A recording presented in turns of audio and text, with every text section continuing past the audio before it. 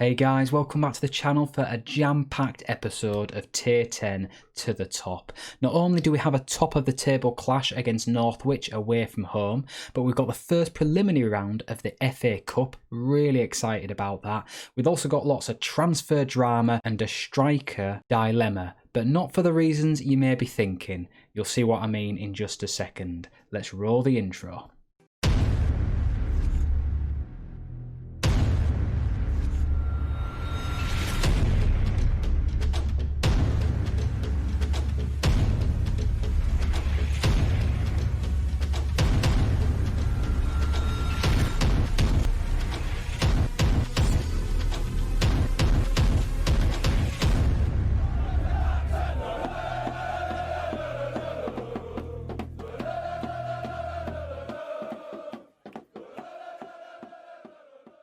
Right guys, let's begin with the bad news. I'm afraid we've lost both of our right backs. Lee McKevitt left to begin with for Harrowby, who are actually a division below us, so no reason why he decided to leave, but he's going to be sorely missed. He was a real threat from corners. Charlesworth then decided to up sticks and leave for Westfields. Understand this a little bit better because they're at the same level as us, but still very frustrating. He's such an all-rounder and he could also fill in at centre-back.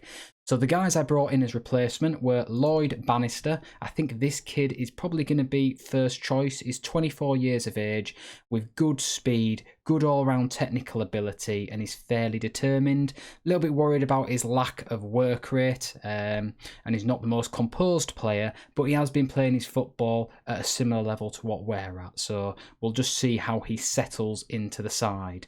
What really made me decide to go for him in the end was if you compare his attributes to McKevitt, he's better in almost every area other than a couple of physicals and a few key mentals. So we decided to go with him in the end. Jake Green from Squiresgate also joined. I actually saw this guy when we played him in pre-season, I think, and decided that his all-round ability was good enough to bring him to Prestwich. Good determination as well, which is always a bonus. He's maybe a little bit on the slow side for what I like to use at this level, but he'll have to do, I'm afraid. On the upside, we managed to acquire two more cracking youngsters. The first is Kane Whitehouse, and while he hasn't assisted or scored in his first two games, he has shown some promising play.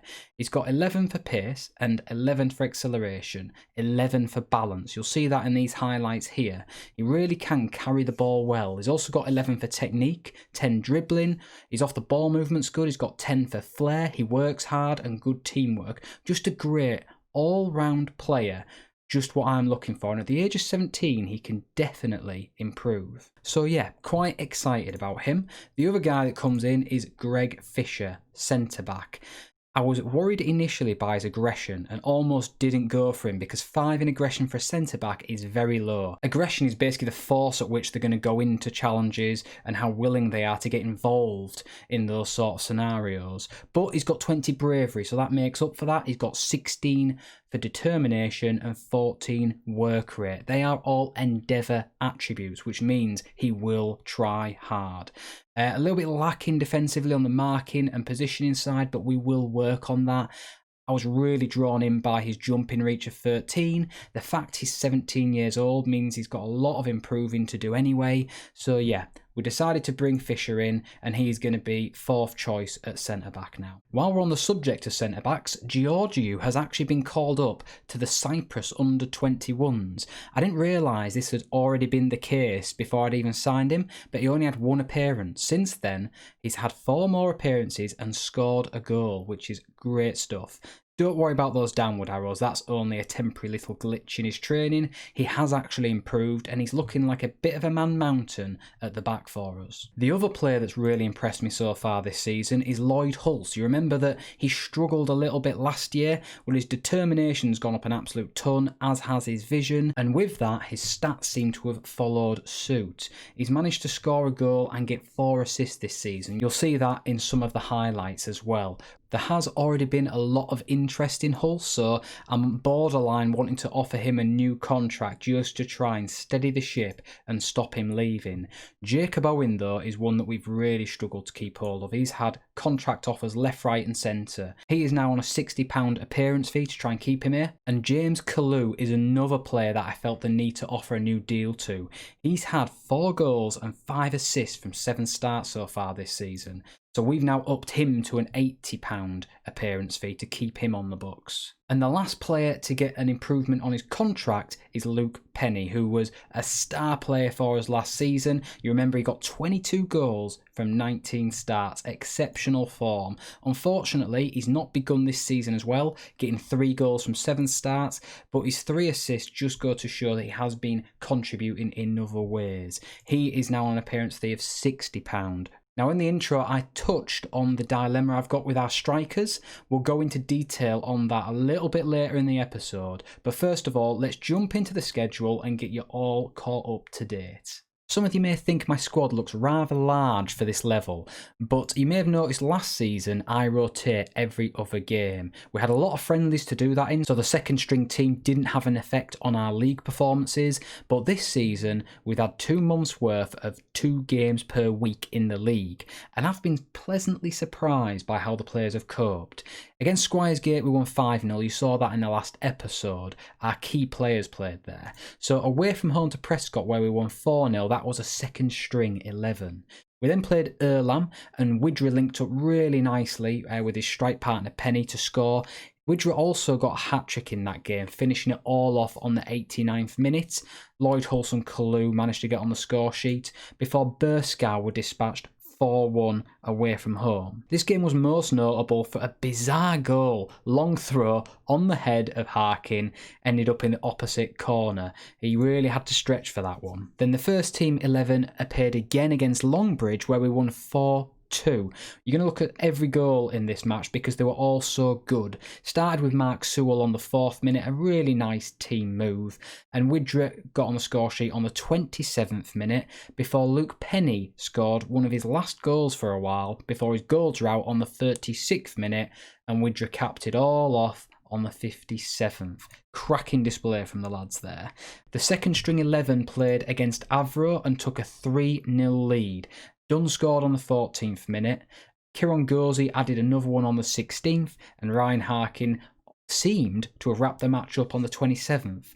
But they came fighting back with a Pilkington goal and a Mata strike on the 46th minute, before on the 76th minute they managed to equalise. I was throwing the water bottle before Ryan Harkin became the hero on the 84th minute. He's really performed well so far this season. We then beat Litherland away from home 2-0, Runcorn Town 5-0 at home, before coming away from home to Congleton where again the first team 11 won 3-1. Widra scored on the 13th minute, Kalu on the 60th, and then a great team goal on the 92nd minute for Mark Sewell to round the whole game off. The B team beat Warrington 3-0 at home. That was quite a big match because they're one of the more fancied teams to go up before the A team came up against Northwich, who are now the favourites to get promoted. I have no idea why, and you'll see what I mean in just a second, but this was away from home. 4-2 victors. James Kalu with a couple of goals, that was on the 13th and 39th minute, before Lucas Widra scored on the 46th minute, and Robbie Dunn off the bench rounded the whole game off on the 91st minute. We'll have a quick look at the league table before we jump into the live com games for the day. We've won every game, 39 points with amassed, 11 points clear of Camel Laird. Today's opponents are 1874 Northwich, who are actually 4th in the league.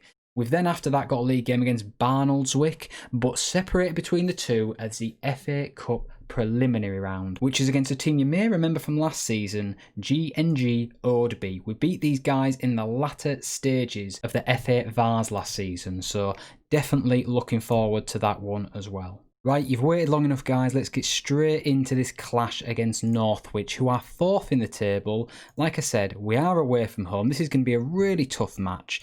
Some of their best players, Smith, finishing 13, 12 for acceleration, 11 long shots, 14 flair, 13 off the ball and 11 anticipation. This kid is going to be exceptional.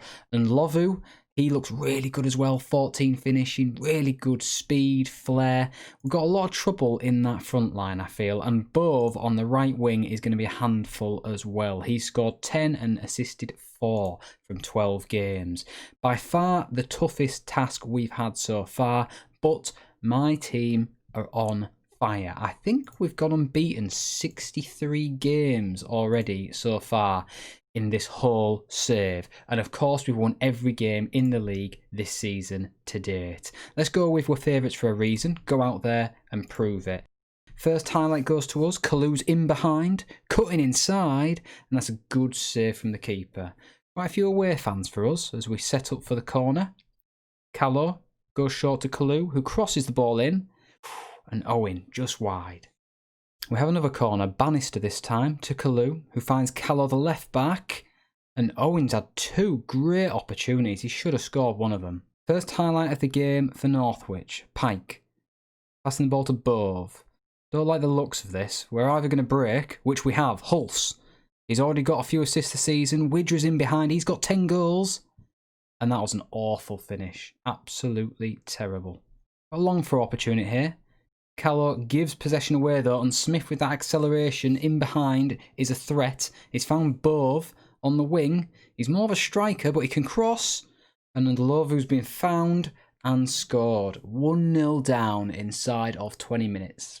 This is not good defending at all, and this is the issue with coming up against a 4-4-2 when they've got so much speed in behind. This is where we'll get found out in the higher leagues if we don't improve the quality back there.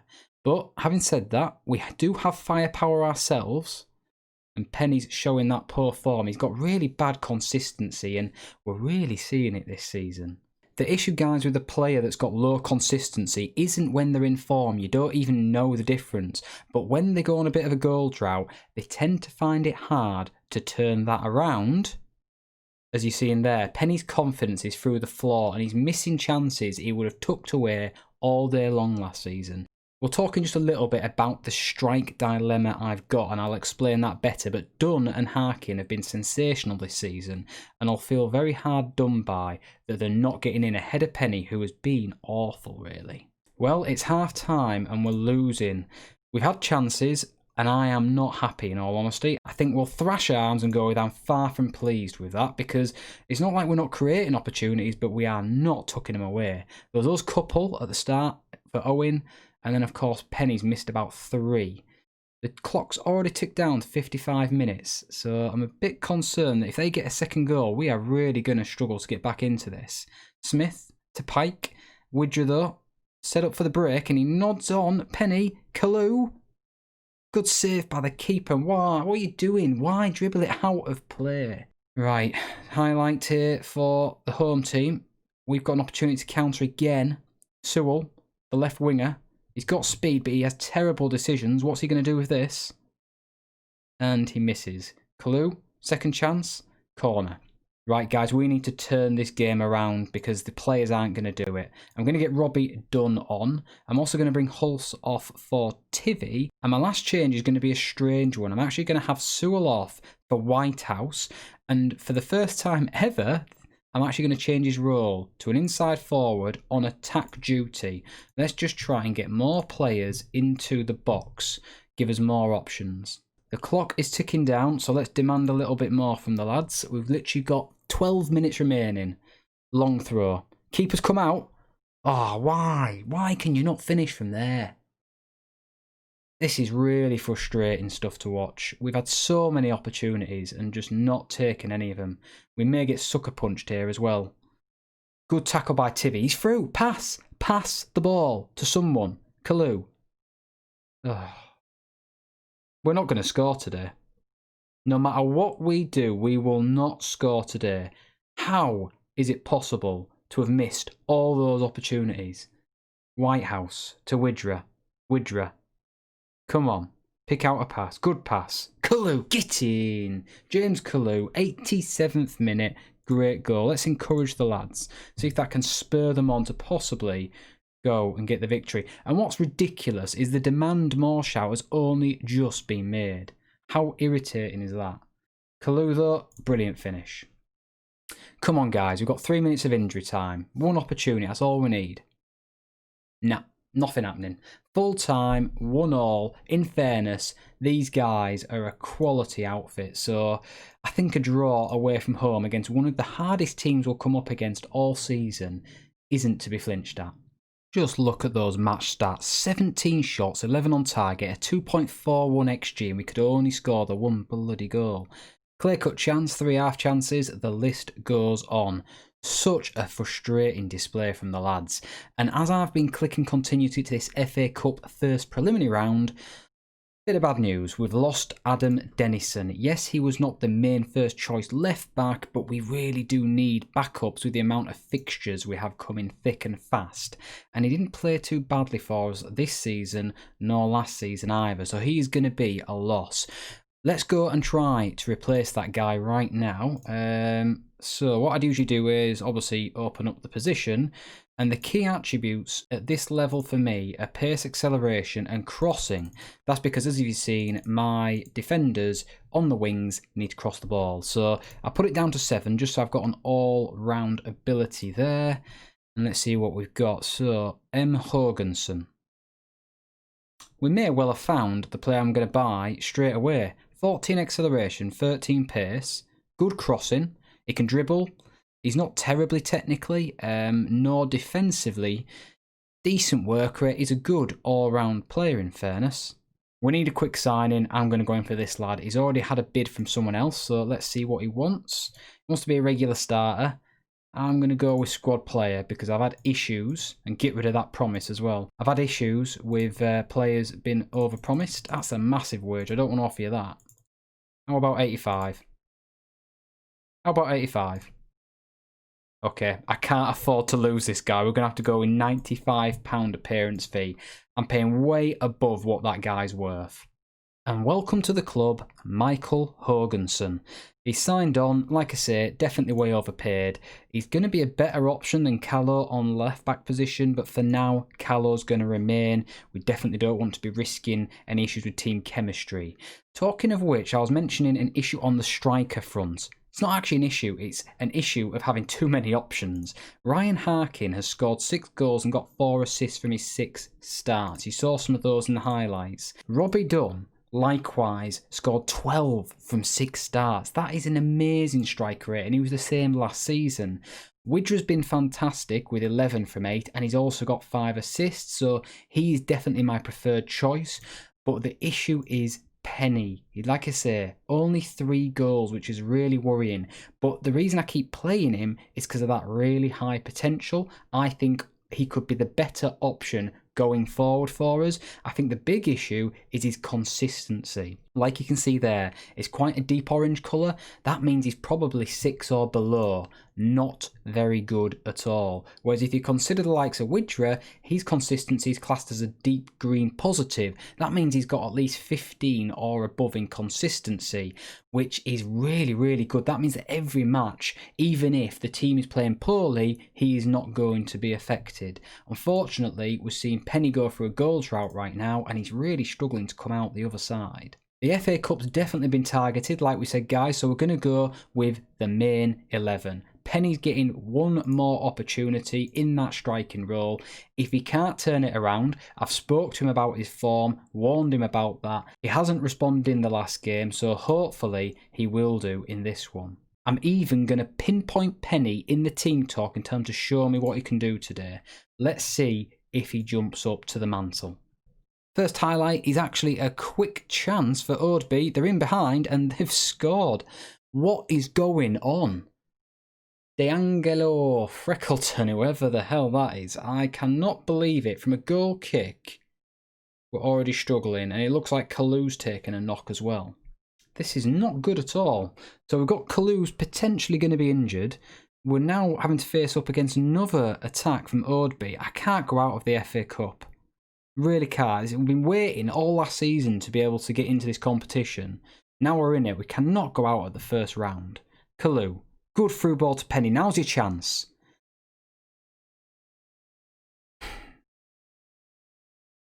What do you say about that? One-on-one with the keeper again and he misses. He's found Widra there and he's going to get a decent rating purely because of Widra's anticipation, movement and speed. Pure speed and class to score. He does not deserve to be up to a 6.7 rating. He should be way down from that in my opinion after that miss. It's been a rather frustrating start to the game here, guys. Lots of long balls and we really are struggling to show any form of composure. But we started off another attack here. Bannister, Pulse. Widra's found Penney. Penney's got another chance. And he misses. As we approach half-time, Sewell's been terrible. Penney's got a 7.2, but he does not deserve it. 1.77 on the XG. We should be doing much better than this. Let's do hands on hips. And I think I'll also say that I'm not happy, because I'm not. And again, Penney, we're going to target him. Let's just simply put my hands on my hips. I'm not happy with that. Seems motivated. Let's see if that can make any difference whatsoever. Penney, lad, this is your last chance. You really need to step up.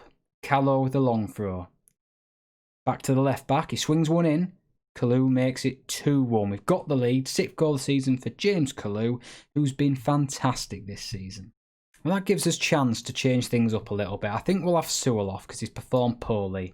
Noveus has been very bad at the start of the season. That's why he's not played as often. But let's give him a chance off the bench. Odeby with the goal kick. All the way back to Callow, who's found Widra. Widra, can you... Oh, that is a disgusting scissor kick. He has to go off. Waite is off the pitch. Colby Waite, goodbye. Get off, you dirty you-know-what. With 30 minutes remaining, guys, we'll probably make our last few substitutions in a second. And one of them is going to be Penney, because he's really pissed me off today. I think we're going to be seeing the last of him for a little while as well. We'll also have Hulse off and get Crilly on, because he doesn't get enough opportunities in the centre of the park. Let's just get one more goal, see this game out, and we'll go back into the league games and hopefully get some form going again. Got a free kick on the edge of the area, and Bannister, my right back, went for the top corner. It wasn't far off there. Georgiou picks up possession from the back. Dunn nods it on to Kalu. Kalu crosses for Widra. Ooh, he can't get on the end of it. Rothwell might launch a counter-attack for Odeby. He finds Moran with a loose pass, but Ashton picks up the pieces. Gone long. Intercepted by Fisher. This is proper lower league football. Something's got to come of the highlight, surely. Freckleton. Good tackle by Bannister, the new right back. He goes long to Dunn. Heads it down to Kalu, who's got a pass on. Go on, pick him out, lad. Decent cross. Brilliant finish. And this is why I love Lucas Widra. The lad is so composed and his technical ability is brilliant for this level. I think he's got 10 technique. I don't know what other attributes are fully going into play, but he always seems to score the difficult chances. We're 3-1 up, guys. This game should be done and dusted, hopefully. I wonder if we can maybe get another goal just to make it that little bit more comfortable going into the dying embers of the match. Kalu, wow, that was close. Trickled off the post. Corner, Callow, goes short. It's the usual routine. Good cross, but well intercepted. I think we had an offside there. Well, we've been by far the better team here as Crilly drops the ball into Widra and the ball goes wide.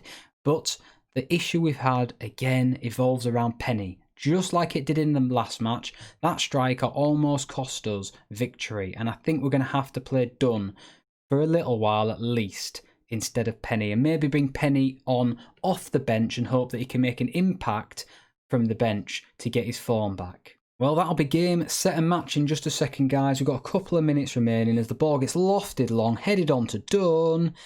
And that's how you finish. I've just noticed Crilly's picked up a bit of an injury as well, so we're going to have to see what that is at the end of the game. But that was proper Route 1, and this is why Dunn has scored so many goals. 2 goals a game he's averaged now. And that is why, because he can finish. Whereas, unfortunately, Penney hasn't been on form at all. I'm pleased with that. Despite a couple of poor performances, a 4-1 victory is all we need. There's 2 preliminary rounds in the FA Cup. You've then got 4 qualifying rounds. So I've got 6 games, 5 after this one to be able to reach the first round proper. So we've got quite some way to go, and there's going to be a lot of performances to get through. Penney, like I said, was terrible, but I can't criticise him because actually his average rating is fine. It's just that he's not scoring goals. I'm going to take him out of the firing line for a little bit, and hopefully we can reset his consistency. But that wraps it up for today's episode, guys. There's nothing else really to go through. We'll probably come back somewhere around November or December time. We'll just have to see whereabouts the FA Cup lies in there, because I want to make this a bit of an FA Cup season. With where we are in the league, top of the table, flying on 40 points, I can't see us not going up. But there's loads of excitement to be had with the 3 cup competitions we're going to be in this season. Right guys, that's it. Thank you so much for watching and all your support as always. If you enjoyed this, give us a thumbs up. It really helps the channel. And if you're new around here, don't forget to subscribe and hit the bell button so you get notified when the new episodes go live. Episode 8 will be out really soon, so I'll catch you then. See you later, guys.